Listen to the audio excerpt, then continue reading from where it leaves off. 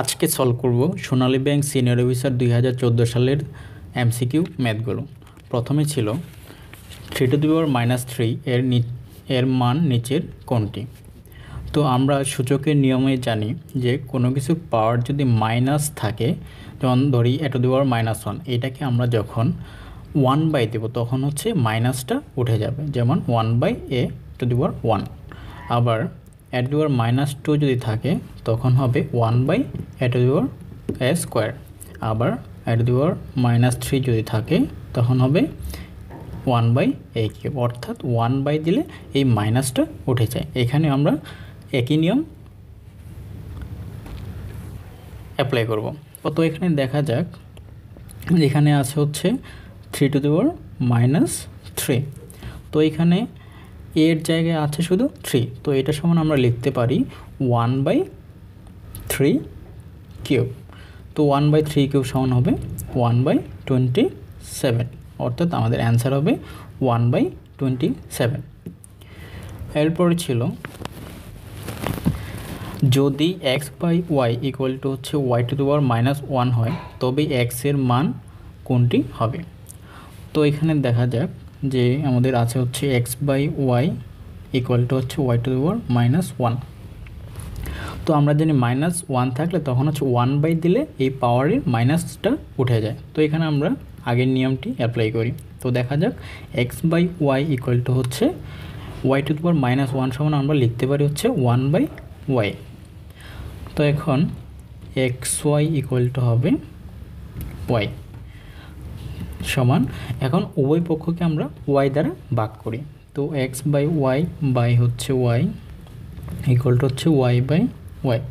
তো এখানে y কাটা যাবে, আবার y কাটা যাবে, তো এখানে হবে x হবে 1। তো আমাদের অ্যান্সার হবে a, অর্থাৎ x/y y⁻⁻1 হলে x এর মান হবে 1। এরপরের প্রশ্নটি ছিল 4n 64 হলে n এর মান নিচের কোনটি হবে। তো এখানে আমাদের দেওয়া আছে 4n হচ্ছে 64। তো এই ম্যাথগুলোর ক্ষেত্রে আমাদের প্রথমে যে কাজটি হবে, এখানে বেজ আছে হচ্ছে 4, আমাদের এই পাশে বেজ 4 করতে হবে। তো 64কে আমরা ভাঙাই প্রথমে, যে 2 দিয়ে দিলে প্রথমে হয় 32, আবার 2 দ্বারা ভাগ করলে হয় 16, 2 দ্বারা দিলে 8, 2 4 2 2, অর্থাৎ 3টি 4, 4 × 4 × 4 যদি হয় তখন এটার মান হয় 64।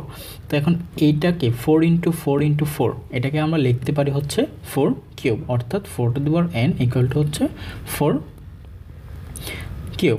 তো এখানে যেহেতু এখানে বেজ হচ্ছে 4, আবার এখানে হচ্ছে ডান পাশে 4 হচ্ছে 4, অর্থাৎ আমরা n লিখতে পারি হচ্ছে 3। তো আমাদের অ্যান্সার হবে সি, যে n হবে 3। এর পরের ম্যাথটি ছিল 4√x হচ্ছে x⁴, অর্থাৎ 4√x হচ্ছে x⁴। তো আমরা জানি √x এটাকে আমরা লিখতে পারি হচ্ছে x⁴, আবার √x এটাকে আমরা লিখতে পারি হচ্ছে x⁴।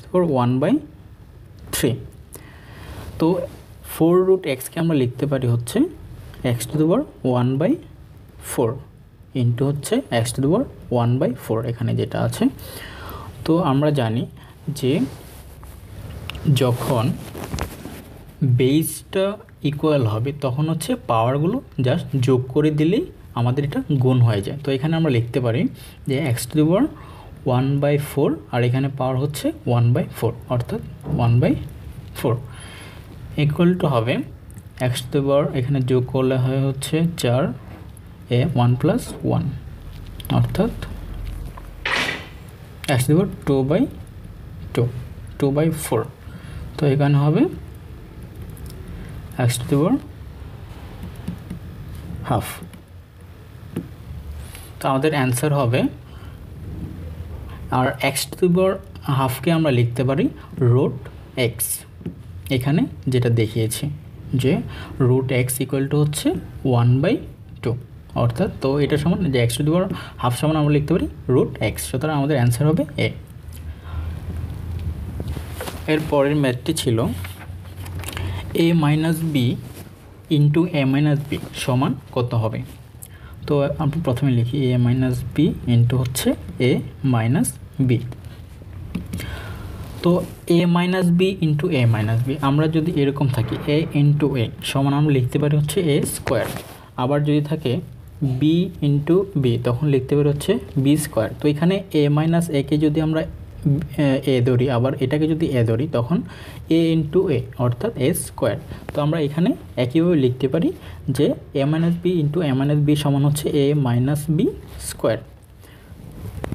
তো আমরা a মাইনাস বি স্কোয়ার সমান আমরা কি জানি যে a square minus 2ab plus B square. সুতরাং আমাদের অ্যান্সার হবে বি, যে a minus B into a minus B সমান হচ্ছে a square minus 2ab plus B square.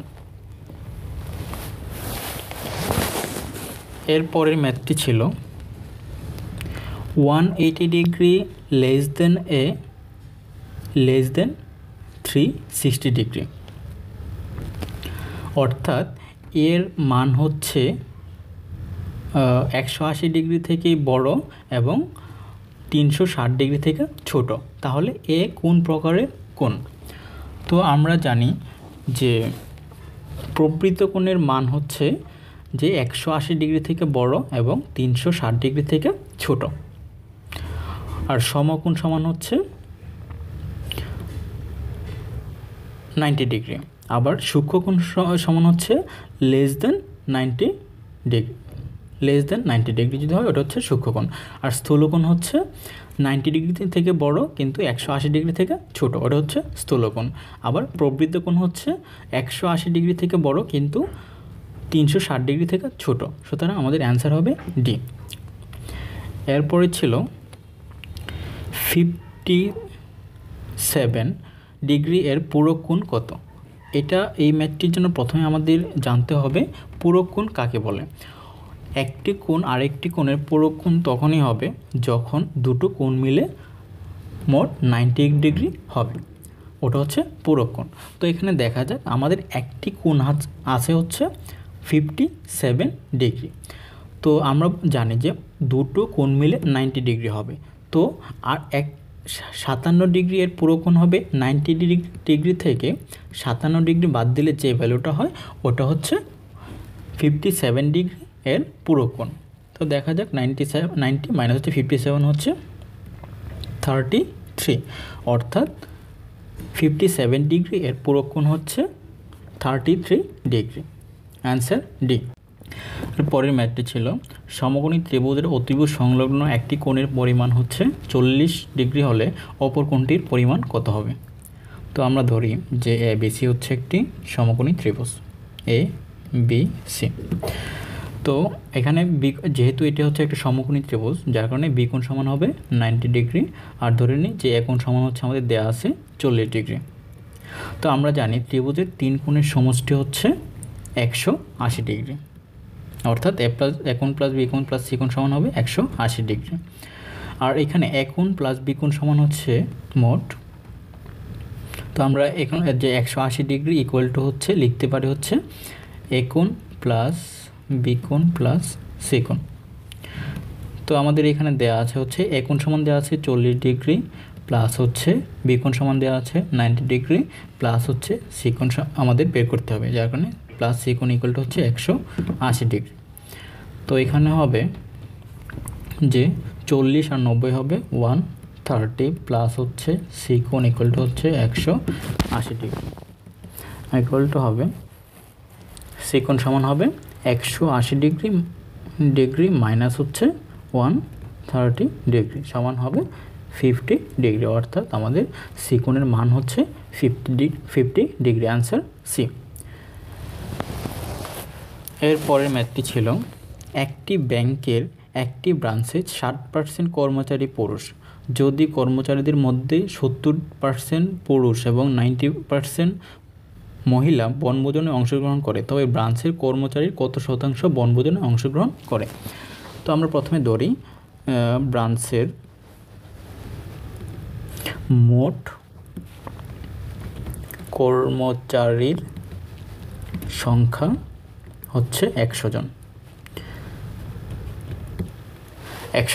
তো প্রথমে আমরা ধরে নিলাম যে ওই ব্রাঞ্চে মোট কর্মচারী আছে হচ্ছে 100 জন। তো আমাদের প্রথমে বলা আছে যে 60% কর্মচারী হচ্ছে পুরুষ। তো যেহেতু 60% কর্মচারী পুরুষ, তো মহিলা হবে 40%। তো পুরুষের সংখ্যা হবে, পুরুষ ইকুয়াল টু হবে, তো 100 এর 60% হচ্ছে 60 জন। 60, তো 60 জন হচ্ছে পুরুষ। তো আর মহিলা হবে 40 জন। যেহেতু 60% পুরুষ, যার কারণে বাকি 40% হচ্ছে মহিলা। তো 40 জন হচ্ছে মহিলা। এখন বলা হয়েছে যদি কর্মচারীদের মধ্যে 60% পুরুষ এবং 90% মহিলা বনভোজনে অংশগ্রহণ করে, তো পুরুষের মধ্যে বনভোজনে অংশগ্রহণ করছে কতজন? পুরুষের মধ্যে বনভোজনে অংশগ্রহণ করছে 60 জনের 70%। তো 60 জন ইন্টু হচ্ছে এটার 70%, অর্থাৎ 70/100 ইকুয়াল টু হবে, তো 6 7 42, 42 জন পুরুষ, 42 জন পুরুষ হচ্ছে বনভোজনে অংশগ্রহণ করেছে। আবার বলা হয়েছিল যে 90% মহিলা বনভোজনে অংশগ্রহণ করে। তা আমাদের এখানে মহিলা হচ্ছে 40 জন। তো 40 জনের মধ্যে বনভোজনে অংশগ্রহণ করছে 90%। তো 90/100 সমান হবে 36 জন মহিলা। তো এখন দেখা যাক আমাদের মোট বনভোজনে অংশগ্রহণ করেছিল কতজন। পুরুষ অংশগ্রহণ করেছিল হচ্ছে 42 জন এবং মহিলা অংশগ্রহণ করেছিল 36 জন। অর্থাৎ মোট বনভোজনে অংশগ্রহণ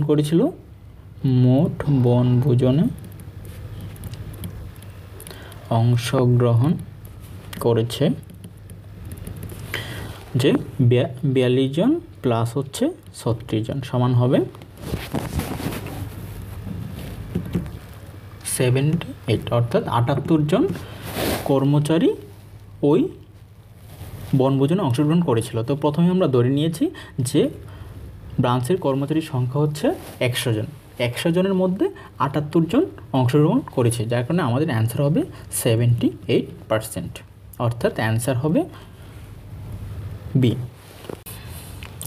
এরপরের কোয়েশ্চেনটি ছিল একটি সম্পত্তির 8/7 2 পুত্র এবং 3 কন্যার মধ্যে এমনভাবে বন্টন করে দেওয়া হলো যার ফলে প্রত্যেক কন্যা প্রত্যেক পুত্রের অর্ধেক পায়।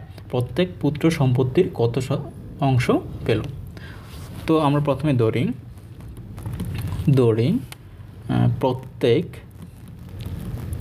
প্রত্যেক কন্যা পায় x অংশ। আবার তো যে এখানে যেহেতু বলা হয়েছিল যে প্রত্যেক কন্যা প্রত্যেক পুত্রের অর্ধেক পায়, পুত্রের অর্ধেক পাবে, তাহলে পুত্র পাবে কন্যার দ্বিগুণ। তাহলে লিখি যে প্রত্যেক পুত্র পাবে 2x অংশ। এটা হচ্ছে প্রত্যেক কন্যা এবং প্রত্যেক পুত্রের অংশ। তো এখানে দেখা যাক 2 জন পুত্র ছিল, তো 2 জন পুত্র মোট পাবে,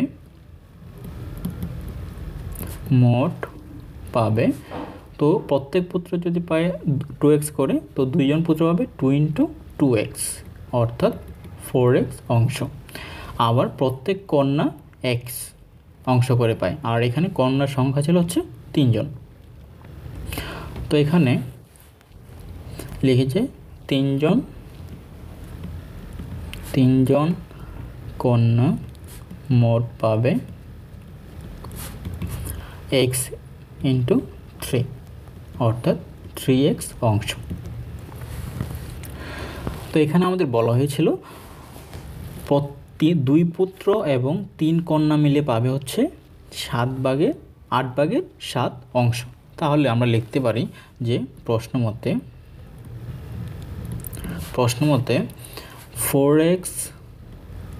4x plus 3x equal to হচ্ছে 7/8। এখন দেখা যাক 7x ইকুয়াল টু হচ্ছে 7/8। 8, অর্থাৎ যে ওই পক্ষকে যদি আমরা 7 দ্বারা ভাগ করি তখন থাকবে এখানে x ইকুয়াল টু হচ্ছে 1/8। তো আমরা এখানে দেখা যাক প্রশ্নে চাওয়া হয়েছিল যে প্রত্যেক পুত্র সম্পত্তির কত অংশ পাবে। তো আমরা এখানে ধরেছি প্রত্যেক পুত্র পাবে হচ্ছে সম্পত্তি 2x অংশ। তো পুত্রের অংশ হচ্ছে 2x, আর এখানে আমাদের x এর ভ্যালু আসছে 1/8। তাহলে প্রত্যেক পুত্র পাবে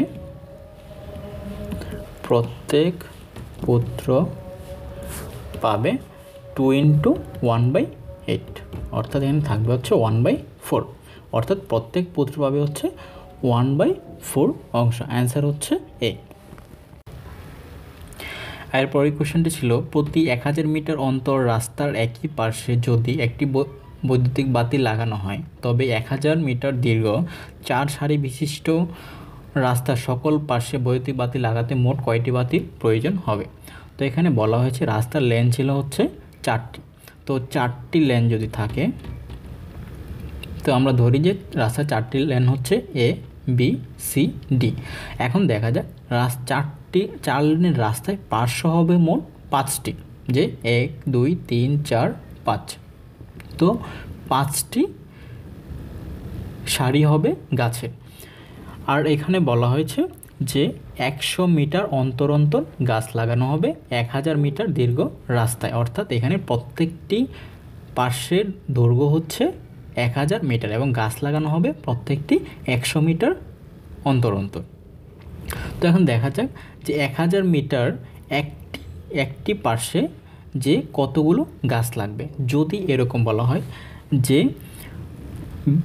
30 মিটার একটি দৈর্ঘ্যের রাস্তা আছে, ওইখানে বলা হলো যে 10 মিটার অন্তর অন্তর একটি গাছ লাগানো হবে। তো আমরা ধরি যে এটা হচ্ছে 30 মিটার লম্বা একটা রাস্তা, এখানে বলা হয়েছে 10 মিটার অন্তর অন্তর গাছ লাগানো হবে। তো এখানে মোট গাছ লাগবে হচ্ছে 10 মিটার অন্তর অন্তর।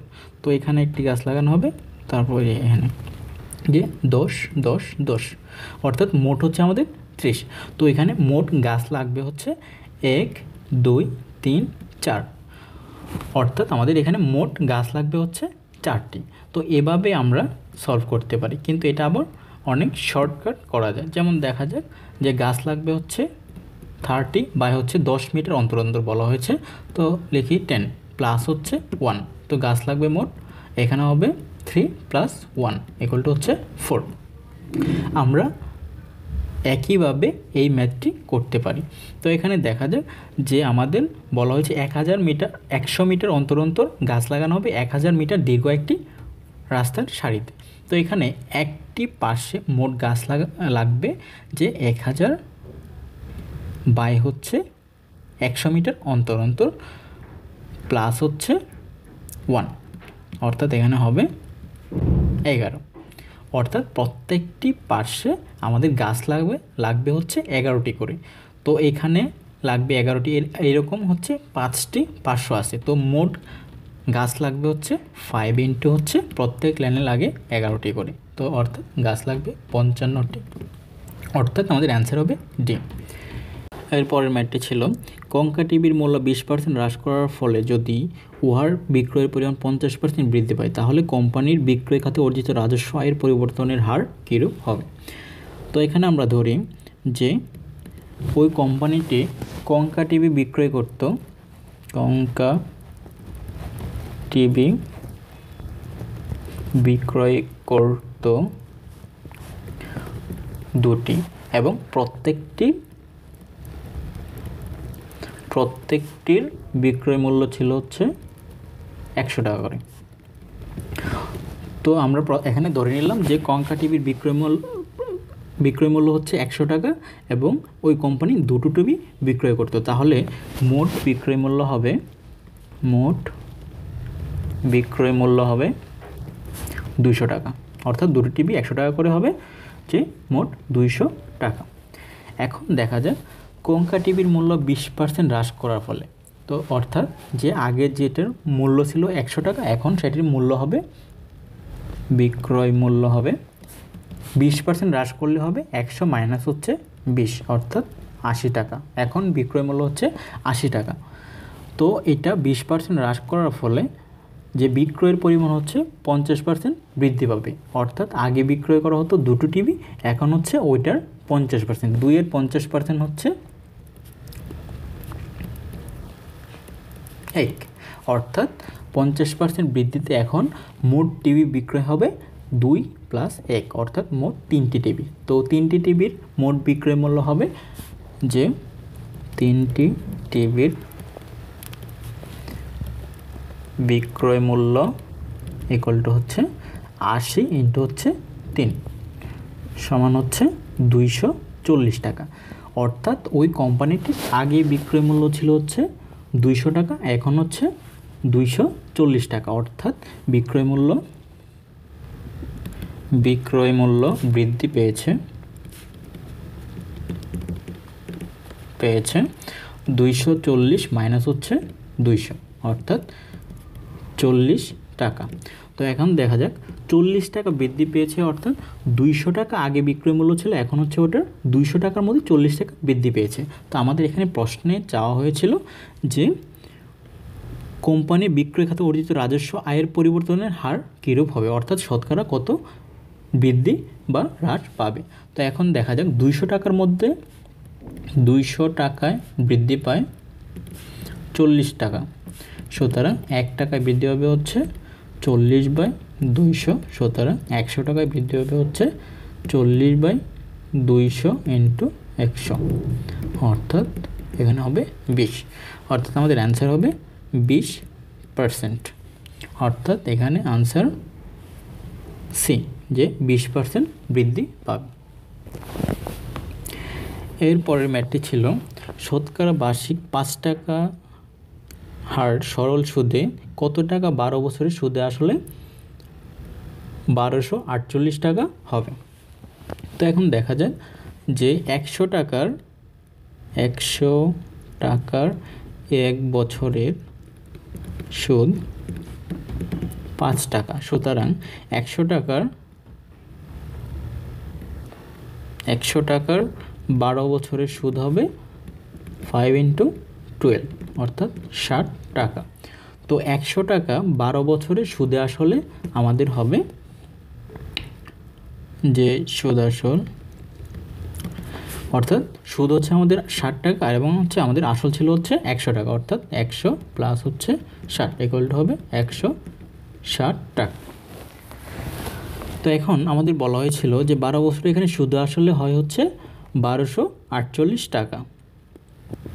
তো আমাদের এখান আসল কত টাকা ছিল সেটা আমাদের বের করতে হবে। তো আমরা লিখতে পারি যে সুদ আসল 160 টাকা হলে আসল হচ্ছে 100 টাকা, সুতরাং সুদ আসল 1 টাকা হলে আসল হবে 100/160, সুতরাং সুদ আসল আমাদের এখানে দেওয়া আছে হচ্ছে 1248 টাকা। সুদ আসল 1248 টাকা হলে আসল হবে কত, যে 100 ইন্টু হচ্ছে 1248 বাই হচ্ছে 160, অর্থাৎ 0 কাটা, তারপর হচ্ছে 16 দিয়ে 1248 কাটলে এখানে হবে 78, অর্থাৎ আমাদের আসল হচ্ছে 780 টাকা। এরপরের কোয়েশ্চেনটি ছিল পি এবং কিউ একটি কাজ একা সম্পন্ন করতে সময় লাগে যথাক্রমে 15 দিন ও 10 দিন। তারা একসঙ্গে কাজটি 3 দিন করার পর পি অন্যত্র চলে যায়, অবশিষ্ট কাজ কিউ একা সম্পন্ন করে। সমগ্র কাজটি সম্পন্ন করতে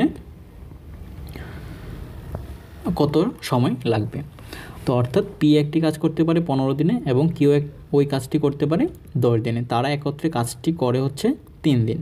3 দিন পর পি অন্যত্র চলে যায় এবং কিউ কাজটি সম্পন্ন করে, তাহলে কাজটি সমাপ্ত হতে কত সময় লাগলো? তো এখন ধরি যে পি 15 দিনে করে একটি কাজ, সুতরাং পি একদিনে করবে হচ্ছে হচ্ছে 1/15 অংশ। একইভাবে কিউ একদিনে করে হচ্ছে 1/15 10 অংশ। তো এখন লিখি পি প্লাস কিউ দুজন মিলে একদিনে করবে হচ্ছে একদিনে করে 1/15 অর্থাৎ পি এর একদিনের অংশ প্লাস হচ্ছে কিউ এর একদিনের অংশ 1/10 সমান হবে 32 প্লাস 3 অর্থাৎ 5/30 ইকুয়াল টু হচ্ছে 1/6 অর্থাৎ পি এবং কিউ একদিনে করে হচ্ছে 1/6 অংশ। তাহলে তারা 3 দিনে করবে মোট ইন্টু হচ্ছে 3, অর্থাৎ এখানে হবে 2 এত অংশ। অর্থাৎ পি এবং কিউ 3 দিনে করে হচ্ছে হাফ অংশ। এখানে বলা হয়েছিল যে পি এবং কিউ 3 দিন একত্রে কাজ করার পর পি অন্যত্র চলে যায়, তো অবশিষ্ট কাজ কিউ একা সম্পন্ন করে। তো অবশিষ্ট কাজ সমান হচ্ছে অবশিষ্ট কাজ ইকুয়াল টু হচ্ছে 1 মাইনাস হচ্ছে 1/2 সমান হবে এখানে 2 মাইনাস হচ্ছে 1 অর্থাৎ, তো এখানে অবশিষ্ট কাজ থাকতেছে হচ্ছে হাফ অংশ। তো এই হাফ অংশ বলা হয়েছে এখানে কিউ একা করবে। তো আমরা জানি যে কিউ পূর্ণ অংশ কাজ করতে পারে হচ্ছে 10 দিনে, তাহলে হাফ অংশ কাজ করতে তার মোট সময় লাগবে হচ্ছে, তো লিখি যে কিউ এক বা পূর্ণ অংশ কাজ করে 10 দিন, যেটা আমাদের দেয়া আছে। সুতরাং কিউ হাফ অংশ কাজ করবে হচ্ছে 10/2 সমান হবে 5 এত দিন। তো এখানে আমাদের প্রশ্নে চাওয়া হয়েছিল যে সমগ্র কাজটি সমাপ্ত হতে কত সময় লাগলো। তো এখন পি এবং কিউ একত্রে কাজ করেছিল হচ্ছে 3 দিন এবং কিউ একা কাজ করেছে হচ্ছে 5 দিন, অর্থাৎ 3 প্লাস হচ্ছে 5 ইকুয়াল টু হচ্ছে 8 দিন, অর্থাৎ কাজটি শেষ হতে মোট 8 দিন সময় লেগেছিল। আর পরের কোয়েশ্চনটি ছিল 120টি 25 পয়সার মুদ্রা এবং 10 পয়সার মুদ্রা একত্রে 27 টাকা হলে 25 টাকার মুদ্রা এবং 10 পয়সার মুদ্রার সংখ্যা কত? তো এখানে দেখা যাক যে আমরা প্রথমে ধরি 25 পয়সার মুদ্রা পয়সার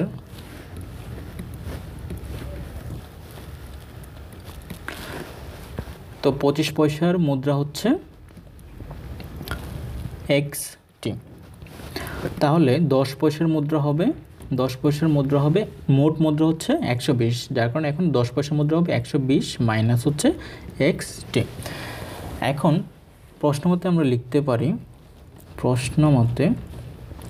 এখন 25 পয়সার মুদ্রা হচ্ছে XT আছে, তো মোট পয়সার সংখ্যা কত হবে? 25 পয়সা ইন্টু হচ্ছে অর্থাৎ 25 ইন্টু হচ্ছে X, অর্থাৎ এখানে মোট পয়সা আছে 25 ইন্টু X, 25X প্লাস হচ্ছে 10 পয়সার মুদ্রা আছে 120 মাইনাস XT, তো মোট পয়সা হবে 10 into 120 minus X equal to মোট এখানে পয়সার সংখ্যা হবে বলা আছে 27 টাকা। 27 টাকাকে যদি আমরা পয়সা হিসাবে লিখি তখন আমরা জানি 100 পয়সা সমান হচ্ছে 1 টাকা, তো 27 টাকা সমান হবে আমাদের 27 ইন্টু হচ্ছে 100 পয়সা, অর্থাৎ 25X প্লাস হচ্ছে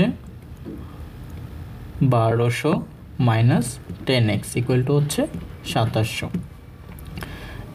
এখন এখানে হবে 15X ইকুয়াল টু হচ্ছে 2700 মাইনাস 1200, তো 15X ইকুয়াল টু হবে 1500, অর্থাৎ X ইকুয়াল টু হচ্ছে 1500 বাই হচ্ছে 15 100, অর্থাৎ X ইকুয়াল টু হচ্ছে 100টি। তো আমরা এখানে দেখি যে 25 পয়সার মুদ্রা হচ্ছে আমরা এখানে ধরেছি XT, অর্থাৎ 25 পয়সার মুদ্রা আছে হচ্ছে 25